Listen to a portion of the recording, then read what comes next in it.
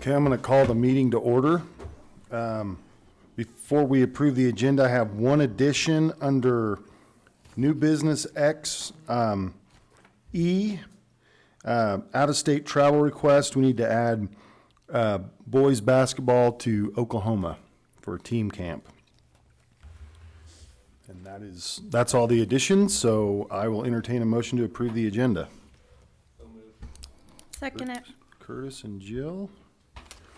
Moved and seconded to approve the agenda. All those in favor say aye. Aye. Aye. Opposed?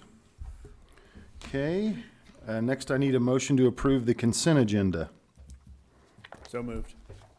Ryan Schreibogel, Second it. Jill. Moved and seconded to approve the consent agenda. All those in favor say aye. Aye. Opposed? All right, recognitions. Yeah, I just want to take the opportunity. I get so tired of having to do this in public, but congratulate Dina. Get so tired of having to do that. We did receive the KPP grant because, if you'll recall, they went competitive with us this year, and it really, I was pre-mad, not knowing what was going to occur. But Dina, through her leadership and writing abilities with the team, we got awarded the KPP next year, so we're good to go with the 3-year-old program without having to find the money elsewhere. So that is a celebration. Thank you, Dina. That's it? That's it. Oh, you're not I recognized. could recognize Ryan. He's here. Okay, Thank you. well, let's move to financials. Mike?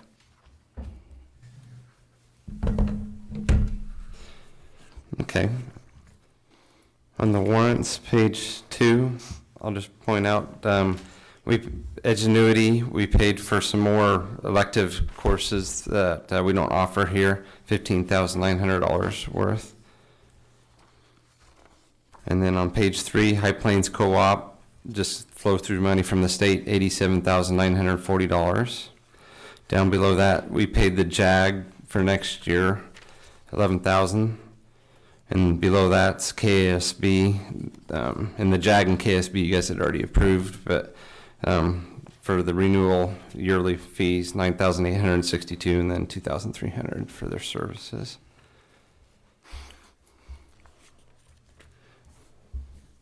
And then on page 6, total warrants of $356,985.24 for this month.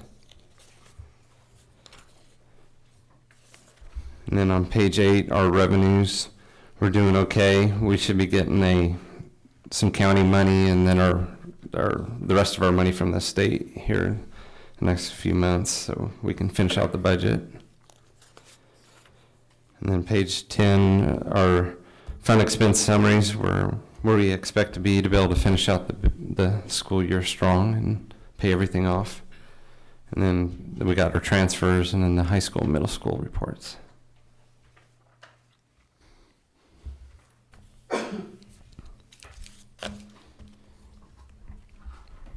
Any questions for Mike?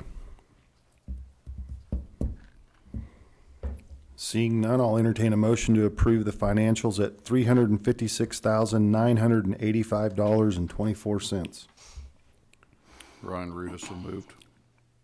Second. Curtis? Been moved and seconded to approve the financials. All those in favor say aye. Aye. Opposed? No public patron concerns, so we will move to administrative reports and Dr. Myers. Alrighty, a couple things to talk to you about. It's update on the Texas ice storm fallout. In this regard, talking about the price of gas. If you'll recall, we normally pay about $2 and some odd point per unit for our gas. And that particular month, it jumped up to $17.80 or something like that, which is way above the legal limit of $4.57. So as you recall, last month we joined into the litigation. Negotiations are still underway. There's no real progress to tell you about, except for now they've discovered they had some district from across the state called up KSB and said, hey, the symmetry bill is up, but so is our transport bill. And so they gave us all the recommendation to pay attention to In our case, it'll be Midwest, to see what happens with those bills. And the first one that came through, it looked right. It was no big deal. So we paid it and moved on down the road.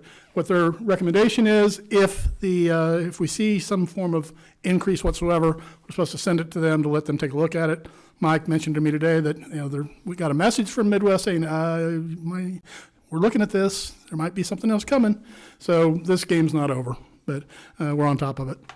Second thing, accelerated reader. The School Improvement Council is talking about the idea of bringing that back. Like I wrote to the board about this, there are two camps on AR, those who love it and those who hate it. My family happened to really enjoy accelerated reader. I believe that the importance of it is it helps to encourage reading and to track the reading comprehension. And reading comprehension is king when you start talking about academic achievement.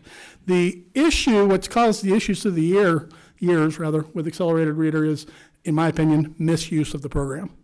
There's a thing called the zone of proximal reading. And so through testing, Mike spoke, the zone of proximal reading to say is a 3.5 to a 4.6, okay? And so if you follow it absolutely according to Hoyle, Mike can't read a book outside of that zone. I think that's incorrect. I think that's a misuse of the program. I think we should allow students to follow their passions and then, encourage them to read up, of course, but don't squelch their love of reading because of, no, I'm sorry, you can't read about unicorns. Sorry. And we don't have any unicorn books in that other level. Secondly, and the SIC was talking about this, don't take it as a grade. Don't take it for a grade. Because it's tests that are done online or on a computer. And so then the people who are again accelerated reader say it's basically just a paper shuffle, an opportunity for people to cheat. And so just don't build that into the recipe. Just don't fold it into the cake. So there's no recommendation yet. They're working it. They've been talking to Kona, been talking to elementary teachers. But as this moves down the pike a little bit more, you will hear people come out and say, AR killed my kids' love of reading. AR killed my love of reading. Then you'll hear other people say, oh, my kids loved it. They kicked butt and took names because they really enjoyed that kind of thing. So, and it's never the twain shall meet. East is east and west is west. There's not a lot of middle ground on AR when people get into it. So that said, I do truly believe, I'm going to switch gears just a little bit. You show me a good writer, I'll show you a good reader. You show me a good reader, I'll show you someone who's doing well in academics. So as of now, this is a good way to track comprehension. Sentence fluency, being able to call words, that's good. That's a nice thing. But what's important is, did you understand what you just read? And that's what AR is supposed to be doing. So no motion, no nothing. I'm just letting you know we're working it, okay? Budget process change. This has got Mike in a slow burn panic. Legislatively, a new law came through. It's called the Revenue Neutral Rate Law. It sounds great on a piece of paper until you have to put it in play. So basically it boils down to this. By July 20th, all districts in the state of Kansas, well, all taxing entities actually, have to publish their mills, okay? If the millage goes up in any one of four budgets, so LOB, capital outlay, general fund, or overall, then what happens is the county commission or county clerk has to send a letter out to every single patron who's within this taxing entity to say, your taxes are going up because of you're no longer tax neutral, okay? And then we have to have a special hearing for that. Now, we can run the special hearing at the same time as a regular budget hearing, okay? All that being equal, I don't like the message that it might, if it goes up by 0.1 of a mil, that's not neutral. That's gone up. And so it puts a message out there. But that's not our real issue. Our real issue is literally, pragmatically getting the budget done in time. Because normally we're humping to get it done by the end of August. We're getting everything filed and done, reported. We have to fast forward by an entire month. And so it'll be our absolute best guess to get the millage where we want to have it. There's two rules of thumb that people have opinions on whether to publish high or publish low. If you publish high, you don't have to republish, but that pokes the bear. If you publish low, you could be leaving money on the table. Well, that's just work that takes place in the business offices of the districts. Now it's got to happen faster. And lest you think I'm just crying in my Wheaties, I'm not. We can't close the books out until we get our final disbursements from the counties and from the state. That doesn't happen till like the second week of July. So Mike's gonna have to turn this puppy around in 3 days. I sure hope you get it done. But we'll do our level best to get it finished. Is it the mill rate or the dollars levied that you have? The mill rate. Yeah. Mill rate, my understanding. I mean, that equates to the dollars, of course, but they said, the KSTE said they're going to come out with some help during the budget workshops, but the problem is it is sequential. I mean, we can close out as fast as we want, but we still have to wait and get the money from the other entities. There's 105 counties in the state of Kansas, 280 some odd districts. I don't know how many districts are not going to meet this deadline, but in my opinion, good idea, bad, put in practice. Next thing to mention to you, I know that you've all been up on the first and third Mondays and tuning in to KIUL at 6:40 in the morning because I have a standard interview time with Bill. I don't know Bill's last name. So tune in. So are you getting, when's yours? Mine are on Thursdays, Early morning? 7, yeah. Well, some of us come to work earlier than others. So anyway, it's Sleep in. spreading the gospel of USD 363 and what we're doing. Last thing to mention to you is deadline to register for the Board of Education elections, which take place in August and then in November. It's June 1. June 1 is that deadline by noon, $20 registration fee. I know 3 of our members are up for election consideration this year, so I'll be glad to talk with you separately. And anybody out there in the radio land, the deadline is June 1st, noon, $20 to register. And that's all I've got, Mr. Jones. All right, we will move to buildings. Grounds. Transportation. I do not have anything further. Food service. Mr. Ackerman. Oh, he's got a sheet of paper. Oh, he's good. All right. We will move to principals. Mrs. Novak. Who is the only one that gets recognitions in this district, apparently. That's what happens when you're heading out the door. Finally. It only took 7 years, but no, I'm kidding. All I have to say is in my board report, I apologized for not explaining and maybe being vocal enough about our playgrounds and the need, not the want. And all I want to say is I invite you to come to our playgrounds and look at them so that you know what we're dealing with, especially with our preschoolers. It's kind of dangerous. And then our Wiley one, the need for a new flooring. And we have the grant, so I hope we can use it. So that's all I have to say. All right, thank you. All right, Mrs. Tyne.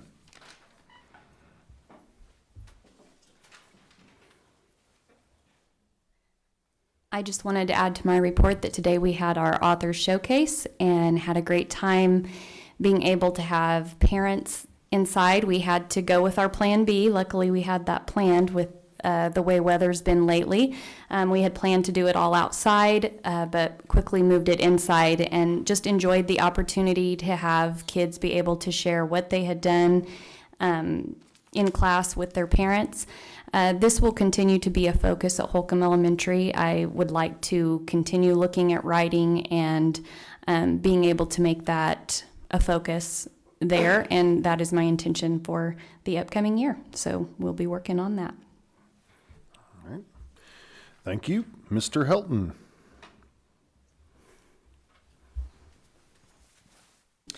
My one addition to my report actually has been developing over the past week. We are working on trying to get a therapy dog for next school year. I think there's absolutely a need for that kind of intervention at the middle school and the social emotional end of things.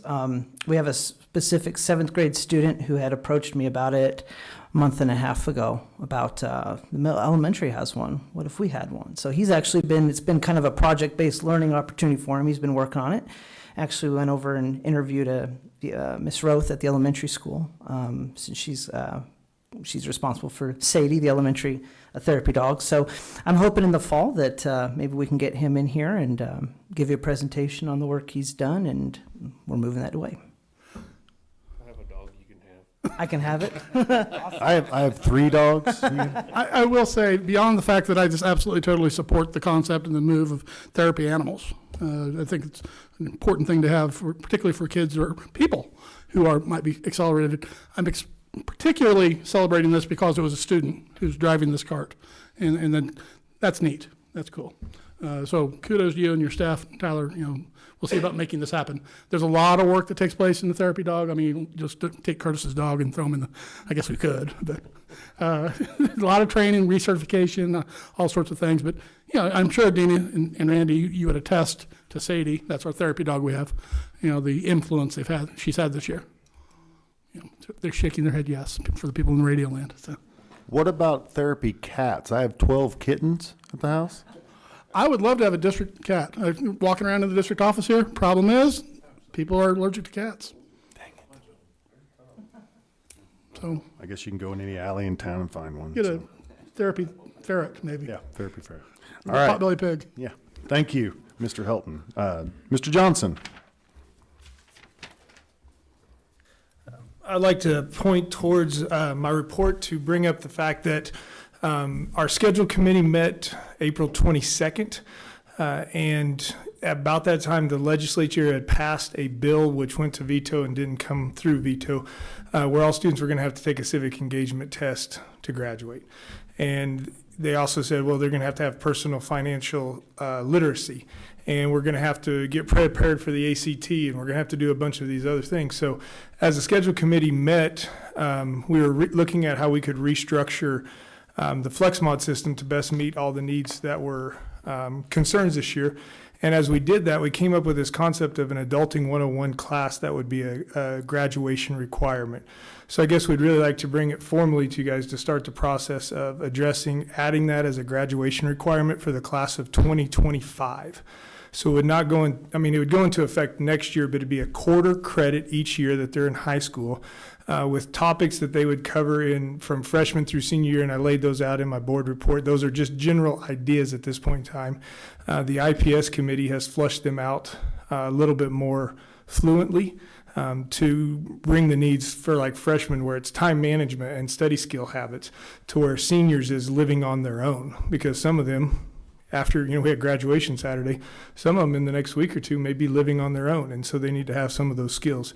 So we're formally kind of asking to start that process. It would be run through our seminar class. One of the issues that Dr. Myers and I came up with is, how do we do this to make sure everybody's certified? So we checked on it in the last couple of weeks, and basically, as long as we call it a seminar or a study skills class, anyone certified can teach those topics and do that. We'll also be asking that it would be a pass-fail class, not a graded A, B, C, D class, and that if students did not complete the projects or the work that they would be doing, then they would have to come to summer school to complete that work to get that credit. We'd go ahead and start with offering credit next year for sophomores, juniors, and seniors, but it wouldn't be a graduation requirement. It would just fulfill an elective credit that they may need, where we would be asking them formally for the class of 2025 to start them as that would be a requirement for graduation, similar to speech or PE. Any questions about that, or concerns about that process, or the hope that we have there for it? And like Jason just mentioned, it's not a formal proposal at this point. It'll be next month that you'd have an opportunity to raise your hands or not. Fully support it. I think these are skills that have not only help adults, but I think they're going to help even as they're going through it in high school there, to be able to develop those lifelong skill sets that are going to be necessary. What the IPS committee came back with is we tried to do some adulting days last year, and of course this year we weren't able to.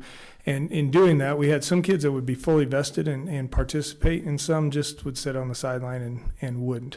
We're also seeing that with some of our Zello lessons that we're doing during the day, where kids are getting fully vested into looking at their post-secondary career options, but they're just not, some of them are just not diving in.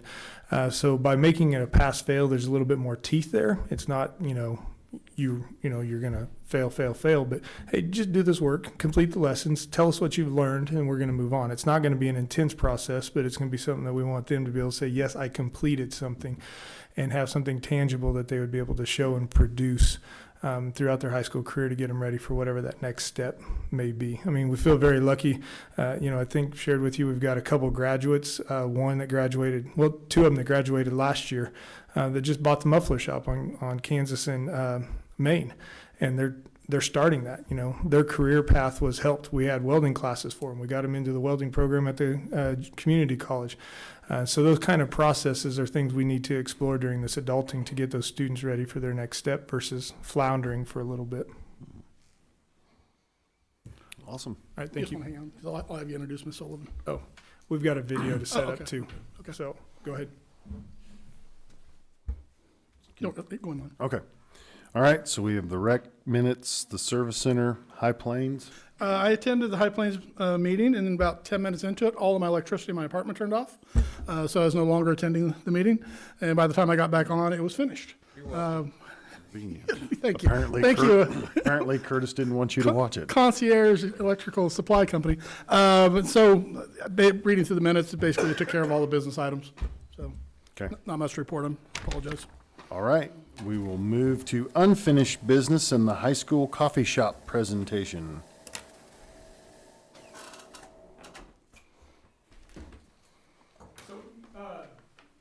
Trying to get this set up So, right now I have a Accounting 1 class that we've been offering since I've been here, so for quite some time. And I always have kids come back and they want to do more in accounting and they're interested, but we have never offered anything. So we got to thinking, and I would like to do an advanced accounting class next year where they learn more accounting, but also run a school business. So I didn't know if I was going to be able to make it tonight, so I put together this video, but our activities got canceled, so here I am. Yeah, but I'll let you watch this, and then if you have any questions, I'll answer them. If you can hear it. I just wanted to share with you the advanced accounting class we're hoping to offer next year. Currently, I just have an accounting 1 class, so this would be the class that follows that. And what we are wanting to do is open up a coffee shop for the high school students and staff. So,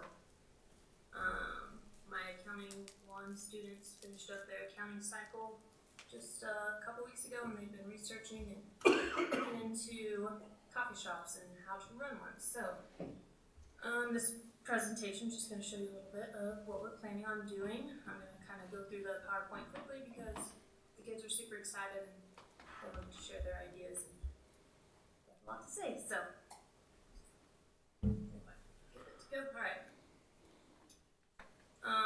So daily operations that we came up with is making coffee, tea, lemonade, or whatever we decide to sell, collecting orders. They plan on doing a Google form and then also being open from certain times where people can just walk up and place orders, washing dishes, cleaning the work area, keeping track of inventory, and keeping track of daily transactions.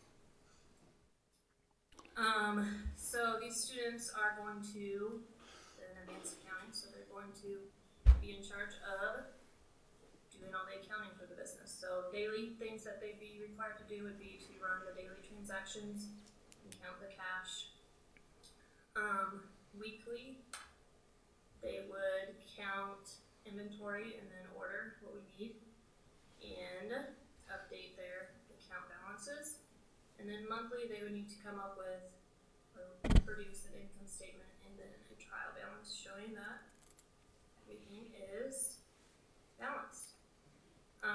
We're hoping to involve other classes in this business. Eventually, we'd like to have FACS classes help by cooking pastries that we can sell. Maybe having a special go on monthly through the coffee shop, maybe like a taco soup Tuesday or something fun like that the class could help us with. We would need help from 363 Designs, getting the business out there. We don't have a name or logo or anything yet, so that would come at the beginning of next year, but hopefully they'd be able to help print and make those type of things for us. And then my media class could hopefully give us a commercial and help us promote special days that we offer. And then web design class, create an maintain a webpage. So last week we got to go up to Goodland, their high school. They opened a coffee shop this year in their high school, so we got to check it out. It's in a room all by itself, and there's some tables on the other side of this bar, but it was really cool. They sell all sorts of different flavors of coffee. They also sell lemonade and tea. They said lemonade is definitely their best seller, so we thought we'd add that to our list of things to sell. These are my students I took up there, and they got to ask all their questions that they've been trying to figure out just by searching the internet, so it was really a good experience for them, and they got to see kids come in and make orders and just real live coffee shop going. So, Horsegood Middle School, where my husband works, they also have a coffee cart that they take around. I'm pretty sure it's just offered to teachers, but we were not able to go over there, but he sent some pictures of what they offer and how they keep their coffee on their cart. Some more pictures from Horsegood. And then on the internet, we found a school that I think it's also a middle school that offers coffee for teachers, and this is kind of their setup. So that's kind of some of the research we've looked at. Here are two students who took accounting one last year, and they went up to Google on Friday with me, and this was their thoughts.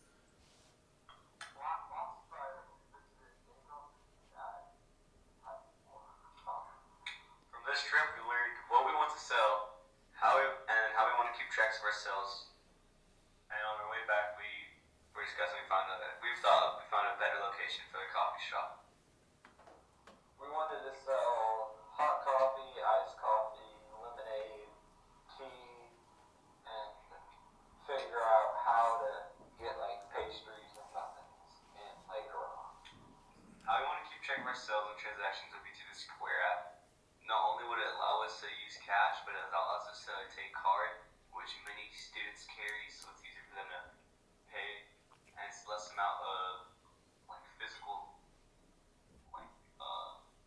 cash, and it would just go directly to the student, the school account, so it makes it easier. A good location for the coffee shop would be the new concession stand area in the Commons. That would be a better place than the library because majority of students go to the Commons, and we have access to running water, and the ice is right next door.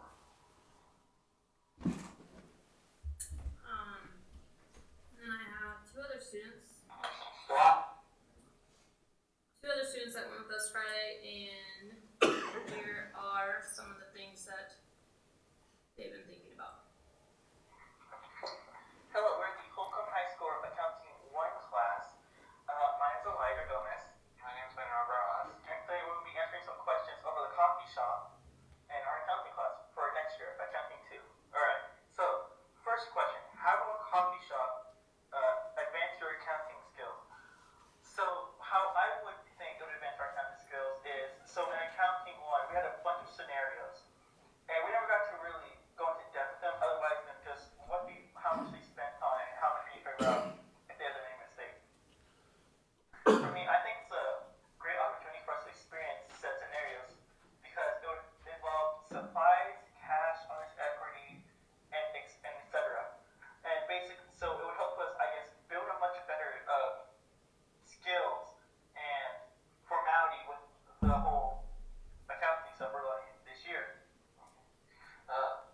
How will this prepare us for in the future for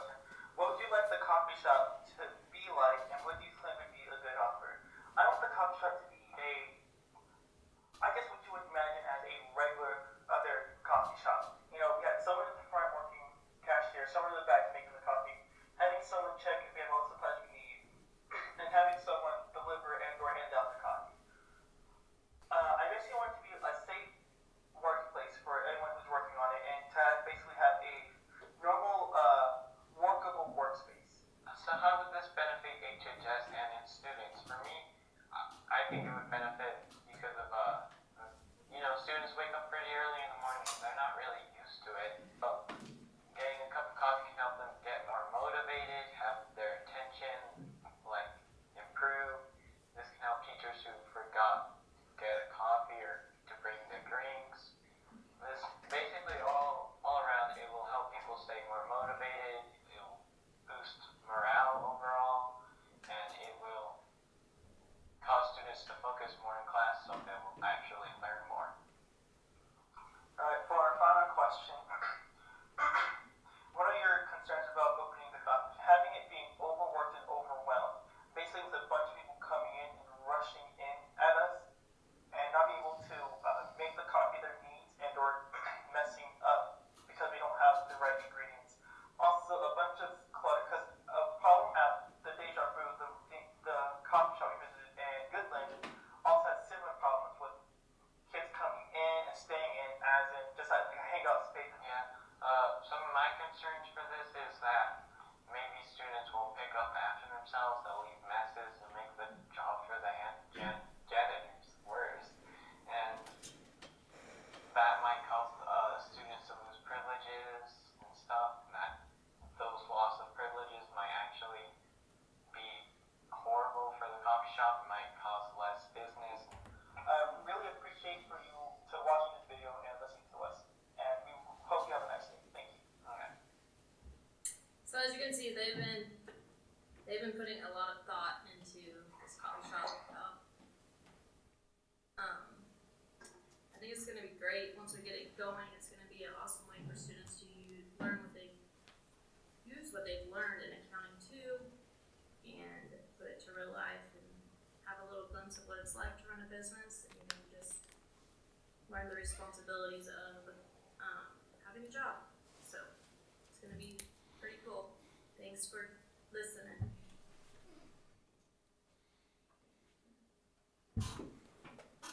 So that's my thoughts. And the kids' thoughts. You guys have any questions? How long has Goodland been running their coffee shop?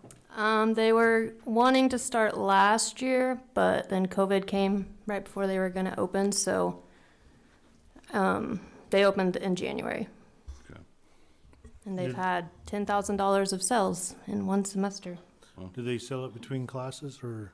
Yeah, they have block schedule, and they have students signed up to work every block except for the last block of the day. And they stay pretty busy. They said their highest day was like $500, but their prices are about $1 to $2 per drink, so that's a lot of drinks going out. So what are your thoughts or their thoughts then? I mean, if you're similar in size to Goodland, talking about a $10,000 profit that they've brought in, or just $10,000 in sales? Sales. So with the profit or the revenue that comes from this there, how do you foresee using that? Well, to start off, to reinvest in the business and see how that goes, and then we'll just see from there, I guess. Paying board members or? Yeah, I John might gets add that. to Bolivia to go get coffee. Yeah. Coffee. It's a cool concept. I like the thought that went into it, and the use of Google to be able to get sales and things like that there. So definitely supportive. Yes, they've even been talking about doing coffee runs to other buildings, maybe one day a week or something, so. Yeah. You know, Dr. Myers makes a mean potato soup too. So you could have- Potato soup, specials. You brought up a concept. Besides all the implicit or explicit curriculum items that we'll be learning through this, the accounting aspects, then obviously all the success skills, which gets me excited. Those skills, those intangible skills that make someone a success out in the world, right? There's also a lot of bureaucracy on this. Because if we're serving certain kinds of foods and drinks during the day, we have to make sure that it's compliant. And so it's not just simply go and buy a bunch of Pop-Tarts and start selling to people. Can't do that. We have to follow the regulations. And you say, well, we're Holcomb. They're not going to come get us. We're not going to risk it because what we face losing is 100% of our school meal funding, and then all the rest of our federal funds. So it's imperative that we follow the rules. But that's another wonderful piece of learning for the students. I also appreciate the passion, particularly the second two kids had going on there, seem excited about all this. Yes, they are. They all are. Awesome. Yeah, great job. Thank you. All right, thank you. Okay, now we will move to capital projects. All right, Tom, just saddle on up there, please. This is the gift that keeps on giving, gang. Last month, we appreciated, we set in place the order of the various projects that we have been, kicking around.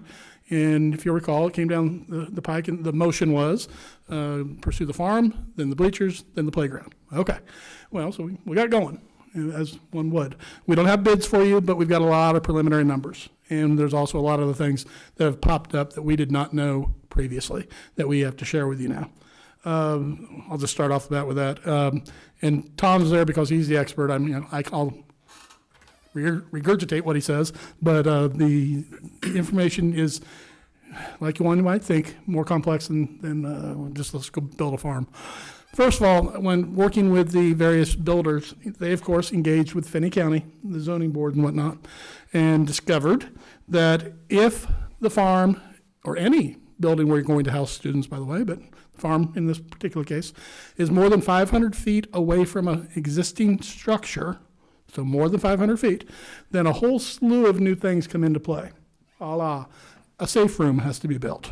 You have to have ADA bathrooms. You have to have sprinklers. You have to have a variety of different watering systems in place, okay? A lot of that can be negated by simply being within 500 feet of an existing building. So Tom went out, I don't know who was with him, and they flagged it. And so we could get a farm set 500 feet away. It's from the outside building, outside wall of the middle school to the furthest west wall of what would be the farm. So it's not the entire thing, it has to be within 500 feet, it just has to touch a piece of it, okay? By doing that, we lose the requirement of having to have the safe room, lose the requirement of ADA bathrooms, okay? But we still have the requirement of having sprinklers because of the size of the building that we originally looked at, okay? If we wanted to do away, and all these things, of course, equate to cost, every last item of there. If we want to be able to do away with the sprinkling system, which, once again, this building's not sprinkled, Wiley's not sprinkled, Holcomb Elementary's not. Why this one has to be sprinkled, I can't tell you, but it has to be sprinkled. We have to get it below 5,500 square feet, okay?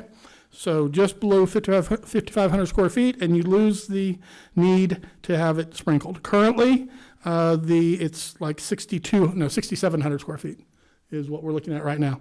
So we'd have to go from a 66 by 96 building to a 54 by 96 building. Okay, that's just, unless we want to take on the expense of sprinkling it, and it's just a part of what goes on, okay? This is where Tom needs to speak. My understanding, my basic knowledge of construction is not very deep, but if we build the walls in a certain manner, if we have gabled roofs and whatnot, we could add to the building later on. I'm sure once we hit that square footage again, you're gonna bring in a sprinkler, okay? So when we're looking at turnkey on all this stuff, it grew from 280 to over 550 to now it's like $700,000. Is if we say, let's just go build it, let's go. A lot of this has to do with the, in my opinion, gouging around wood, lumber, and metal. So an idea is to split the project in half. Do part of the project this fiscal year, then do the other half of the project, finish it the following fiscal year. Obviously, though, then it's not being used, during that time period. And once again, we continue to learn. The original idea was, well, let's lay in the concrete, get all the infrastructure in place, and what I mean by that is plumbing and electrical and whatnot. And then it'll sit there, and we can get to the next year's money, we put up the shell. In hopes that, in my opinion, the COVID increase of metal will come back to us. And through some of our conversations with some of the suppliers, they say, yeah, it probably will. It'll probably back up, the price will. Of course, that's worth $1 right now. Because who knows what's going to happen a year from now. So an option would be to do that, or do the other half, put the shell up. It's just a shell. And then later on, you come back and pour the concrete into it. At one point in time, we thought that you couldn't pour the concrete first. Then we found out that at least Morton allows that. So the order that everything got approved last month was farm, bleachers, playground, okay? I'm fully in favor of doing the farm. I'm fully in favor of doing the playground. I'm fully in favor of doing the bleachers when we need to do the bleachers. But unless we want to invest, we're talking $900,000 or more to get the farm finished and the playgrounds, I would recommend that we split this out between a couple of years, personally. We have the grant sitting there for the playground. Our part would be $80,000. It's a $120,000 project. Our part would be $80,000. That needs to be out the door. That money has to be spent by April 30th of next school year. So we have time. We have time on all this stuff to get it done. As far as that's it. I think that's all I have as far as the particulars on the building itself. Tom, did I leave anything out? As far as Tonight on the way home, Quentin Conant from WIC out of Dodge called me. He said if we put a footer down, we can build the shell for about $300,000. That's just a guesstimate. It may go up 20, it may lower 20,000, but that's what he come up with, under 5,500 square feet. Build the shell for $300,000. Yeah, with a footer, and then we can go back in, put concrete floor, pens, whatever you guys want to put in there. In year two. In year two. Well, you can do it year one if you want. Yeah, we can do it year one. But right now, we're sitting, like Scott said, we're probably sitting, if we leave it the size that originally, we're looking at 600 to 700,000. And that's not even going to the city with sewer hookup. And the sewer hookup is out in front on Joella. If we back it up to the 5,500, what are we leaving out that was in the original plan? If we go to the 5,500 square foot, we have to be 500 feet within Holcomb Middle School. So it's just those things? Yeah, and we can lose the sprinkler, the safe room, bathrooms, sinks, drinking fountain. But if we build originally where we were gonna go, we have to have all that. But Tom, by dropping it to 5,500 square feet, wouldn't it take out one or two of the pins? It's gonna take out a few pins, because, you're gonna shrink the width of it. I mean, we can still get 100 foot. We can still go, Morton and I, we talked, and we can get a 54 by 100.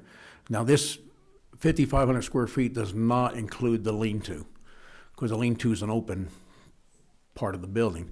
It's just the closed-in part.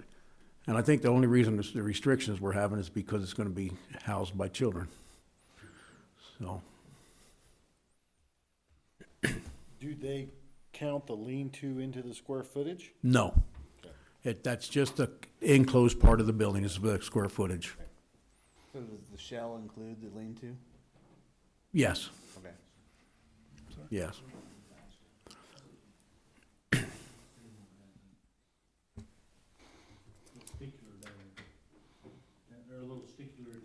Oh, yeah.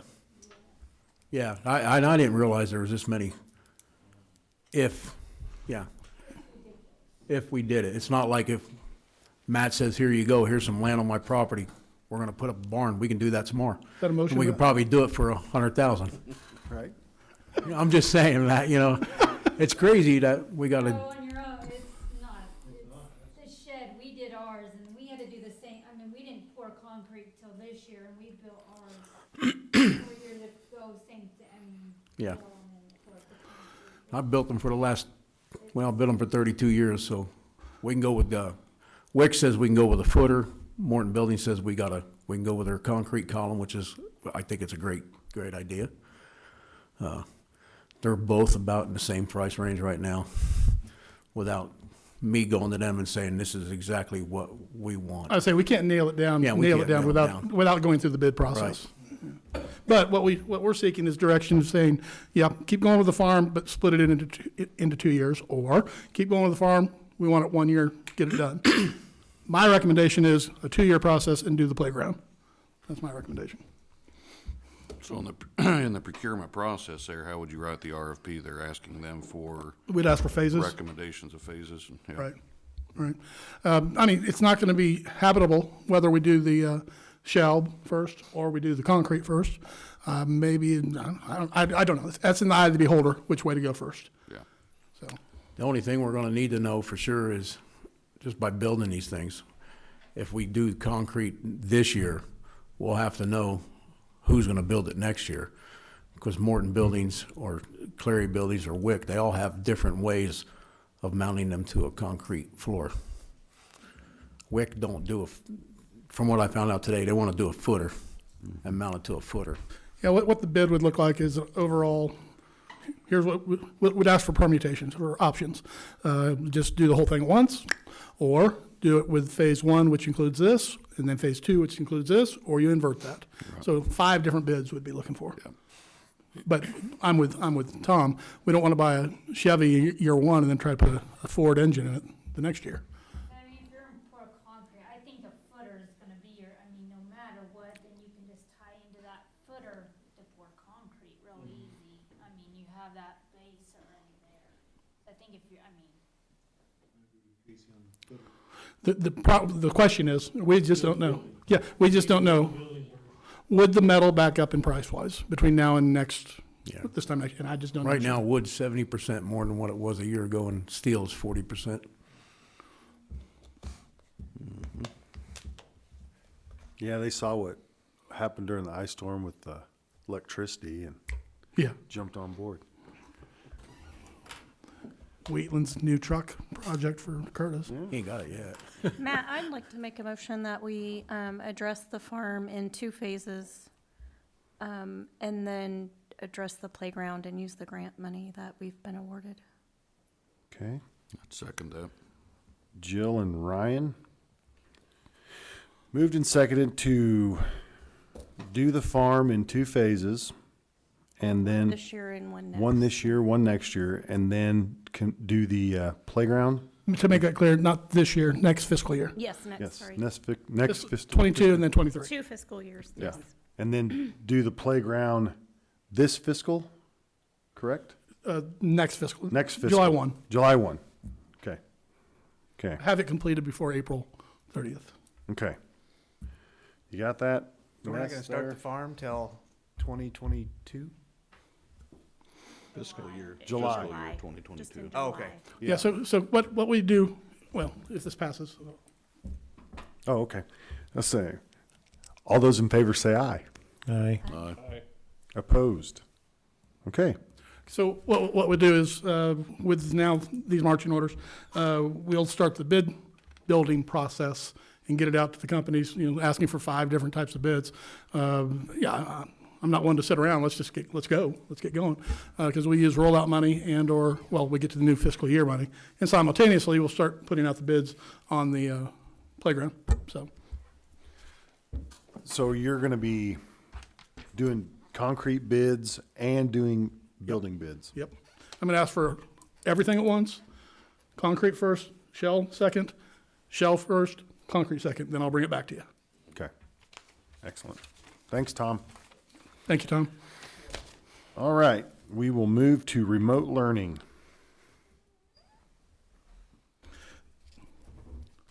Okay,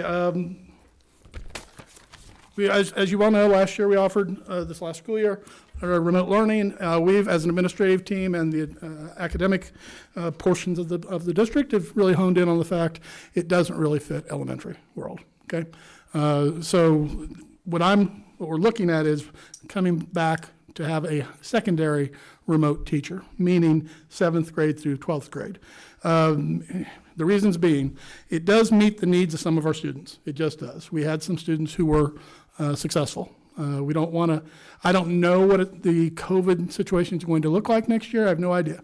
But we would build an application process for this, for people to apply to it.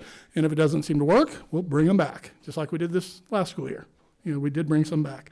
This will be guaranteed a part of the educational landscape I hope in all of our lifetimes. It's coming, and we've learned from it. We've learned what works. We've learned what doesn't work. Remote learning or individualized learning, computerized learning, and virtual schooling, all different ways of saying it, with kids not always coming to the brick and mortar. okay? This will be a part of the future, I have no doubts. And so we need to build on our successes.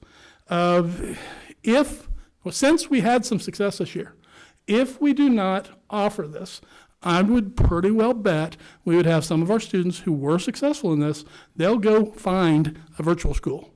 They'll leave us because they like this form of education. That would be a shame. That'd be a shame. That also is a fiscal reality for us. The money behind this, ESSER II monies, the grant that I put in or application I put in, puts this in place for 2 more years. Then we also have ESSER III money is coming down the pike, and it's now they're saying not just 1.5 times ESSER II, 2.2 times ESSER II. ESSER II, if you remember, is $65,000, $655,000. Somebody can do that math for me. It's a lot of money, and so we could keep. This isn't a fly-by-night, setup.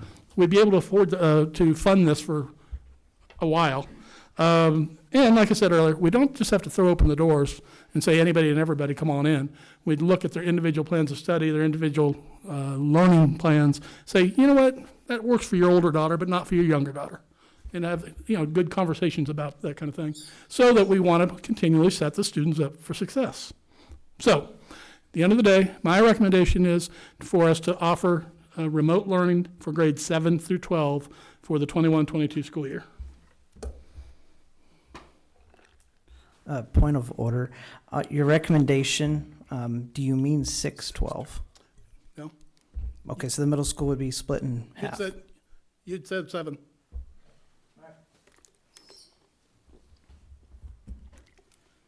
Do we think 7th and 8th grade are mature enough to take on this responsibility? With the supports, and that's why we need to have the full-time employee to do it. And like I said, if it doesn't work, we pull them back in. It's not forever. And we did have, we had some kids come back in. We had some kids we allowed to go back out due to they were doing the work or they weren't doing the work. Would we keep the, what would we call them, the liaisons on as well? Yep, absolutely. I think that's a pivotal piece of it. And that's part of the application that I put in. It's Part of that it's figured in, yeah.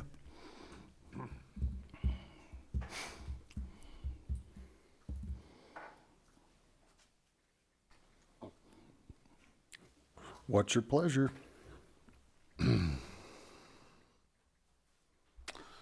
Matt, I'll make the motion to recommend remote learning Okay, for 7th through 12th graders.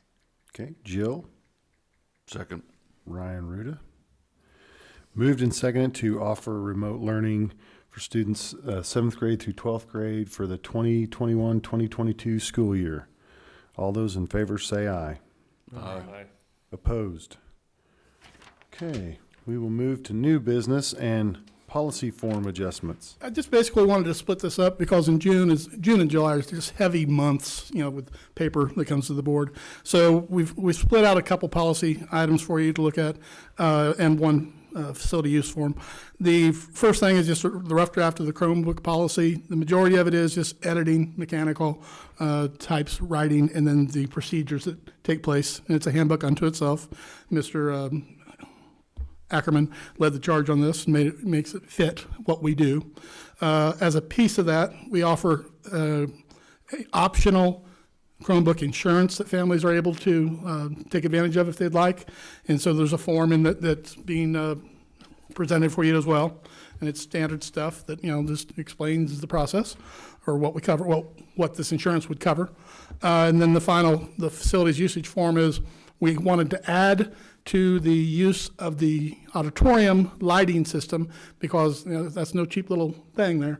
And not through any malicious attempt whatsoever, we did suffer a $6,000 breakage from, and I can't tell you which organization. All I know is we had to pay $6,000 to fix it, and I think it's just because out of ignorance, somebody turned it on, didn't know what not, kind of blew it overloaded the system. So in the form, what it says is you need to hire one of our trained people to run it for you while you're there, or you may hire one of our trained people to train you, But if you do that option and something breaks, the cost is back on you for, while you're utilizing the area. We want people to use our facilities.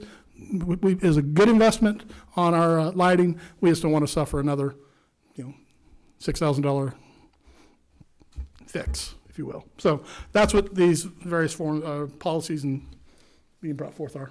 And I'd recommend you approve them. Scott, maybe it's in here, but how much was the Chromebook insurance?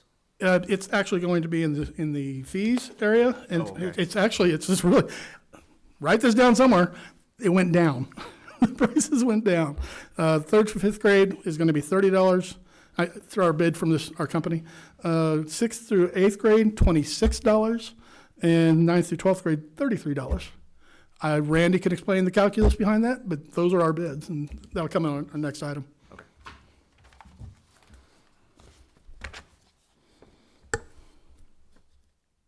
Mr. President, Yes, Mr. Schreibergle. I move we accept all the policy, the rough draft of the Chromebook policy, the Chromebook insurance form, and the facility usage form as presented. Okay. I second that. Sean.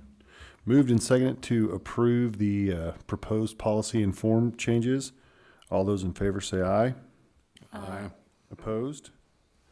All right. Then now we're to 2021-2022 fees. And you were just Nostradamus, Ryan, because here it is, predicting it. Every year, the board sets fees for attending school and also prices for meals, given all the various issues in society, not looking to increase anything that we don't have to increase. And by the way, our funds all look good as far as that goes too. So there's only 3 adjustments on this. We've brought basically we took all the different fees out of all the different handbooks and brought them onto one form. First of all, which makes it easier for our patrons. But the changes are, rather than having the textbook and then technology fee separate, that was just confusing people. We want to rename it, and we're going to rename it the educational materials fee. When you say, why would you bother doing this? Well, every year, people come forward and say, but we don't have that many textbooks anymore. Why are we paying for textbooks? Well, they're actually paying for textbooks, but they're online. They're still there. So this takes away that bit of angst that occurs. It's not like falling off a log. We had to find the right phrase to use for this. And so Mike made sure it was all legal to be called the educational materials fee. So that's just an adjustment of bringing 2 things together. It's just, if you look at last year's price versus this year, it's the exact same dollar amount as last year to this year, no increase. The adjustment to the Chromebook insurance rates reflect the quotes that we've received, and like I said, they've actually gone down in a couple areas. At the 6th grade and 9th grade, they've actually gone down. Randy, you out there?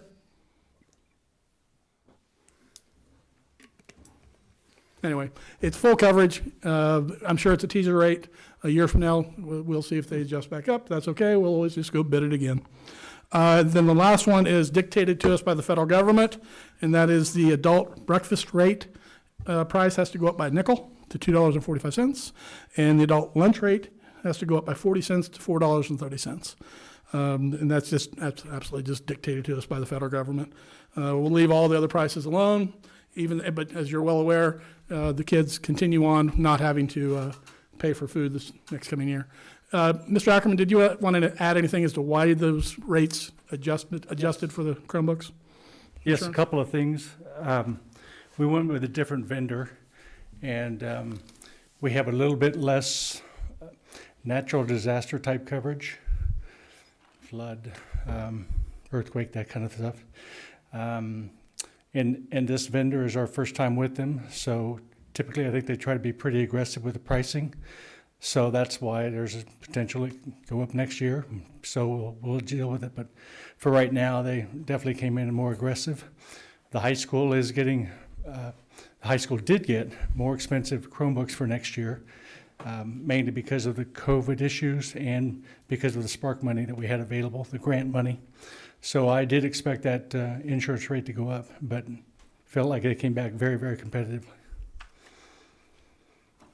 That's it. So I'd recommend approval of the fees as presented.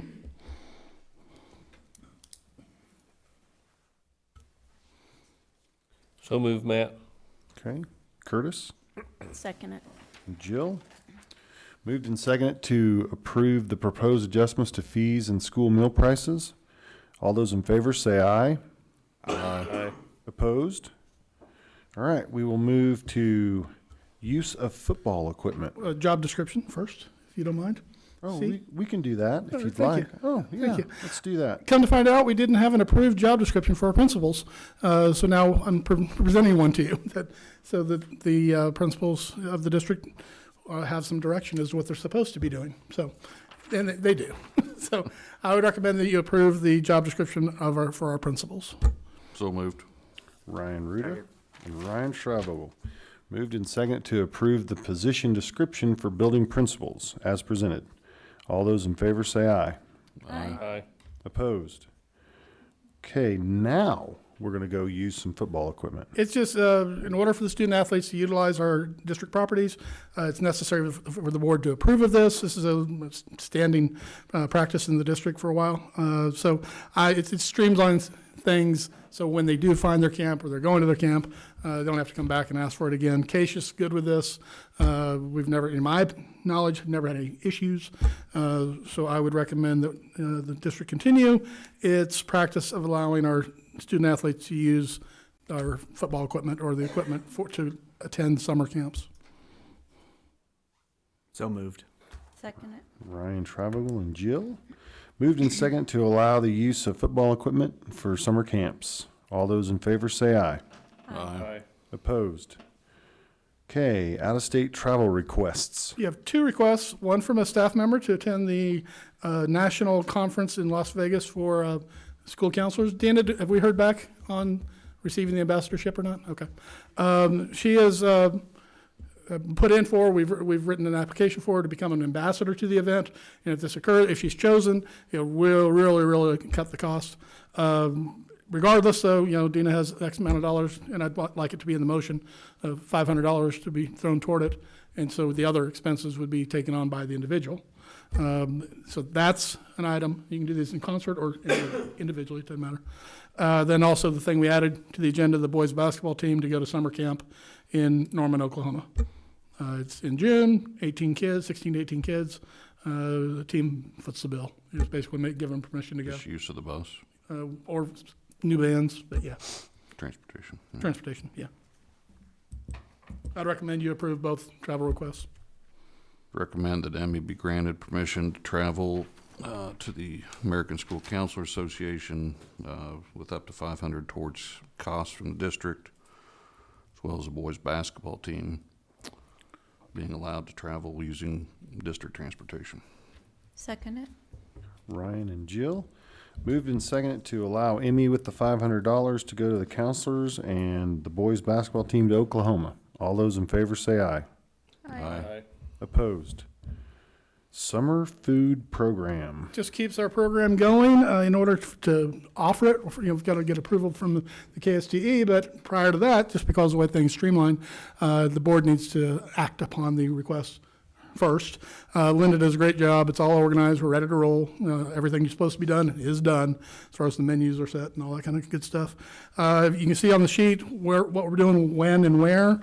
Breakfast at Holcomb High School from 8 to 10. Breakfast at Holcomb Elementary from 9 to 10. Lunch at Holcomb Recreation, 11 to 12:30. And lunch at Holcomb Elementary from 11 to 12:30. If you remember, the stuff at Holcomb Elementary lines up to support our summer school. And so, because the kids will have the option, and it's free. Those are closed sites. People can't just walk in off the street to eat there. The high school and the rec are open sites, if you're school age. What age do they go down to, Linda? Age of 1? Okay. 1 through 18, anybody can walk in and get food. So I recommend the board continue the summer meal program if approved by the Kansas State Department of Education, and I'm sure we'll get that approval within, post-haste. It's coming. So moved. Curtis? Second. Sean? Moved and seconded to continue the summer meal program if approved by the Kansas State Department of Education. All those in favor say aye. Aye. Opposed? All right. Executive session. Question for you. On the motion back on the farm, I'm coming from the standpoint that we want to be within 500 feet of the middle school to avoid all the superfluous costs as far as I'm concerned. Correct. Yes. Okay. Unless we can just run hoses through the rafters with like sprinklers on them. That's pretty cheap. That's cheap. Yeah. I say 30 minutes. Okay. All right, I need a motion to go into executive session for 30 minutes. We'll say starting at 8:40, to include Dr. Myers. That's it. To include Dr. Myers. So move. Curtis Second it. and Jill. Moved and seconded to go into executive session at 8:40 for 30 minutes. All those in favor say aye. Aye. Opposed?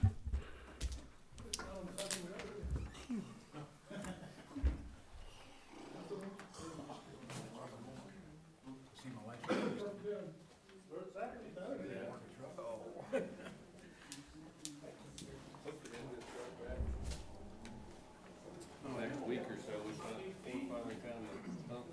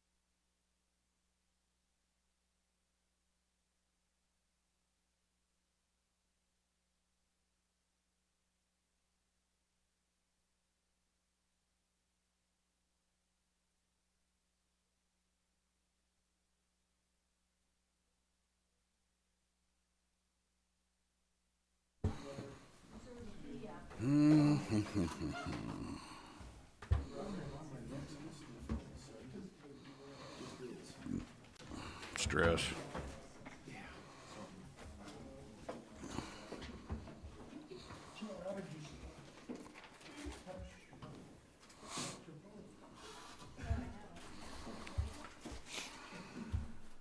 Okay.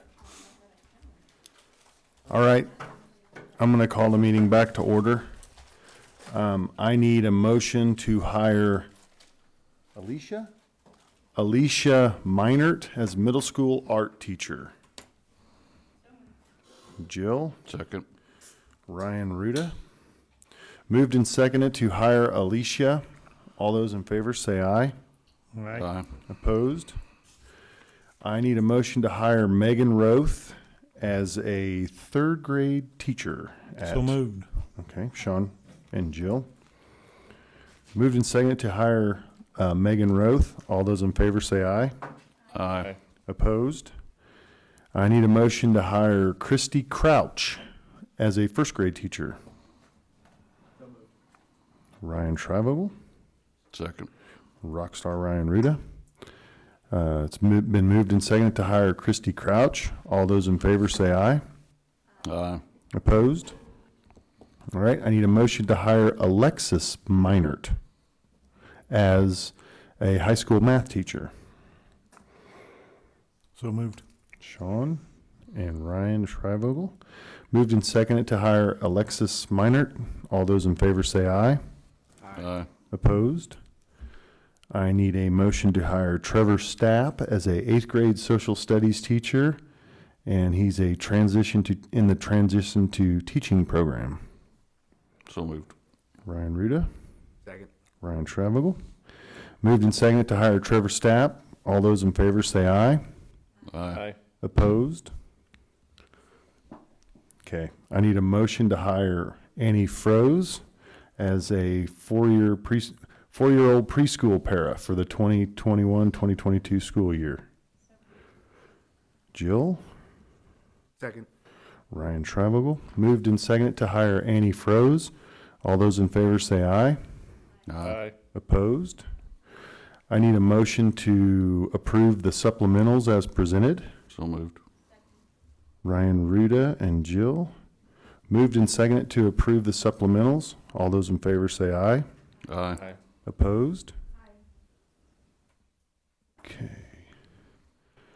I need a motion to hire all the summer employees as presented with the addition of Carrie Roth as summer school teacher. Second. It was Jill and Curtis. Moved and seconded to hire all the summer employees. All those in favor say aye. Aye. Opposed?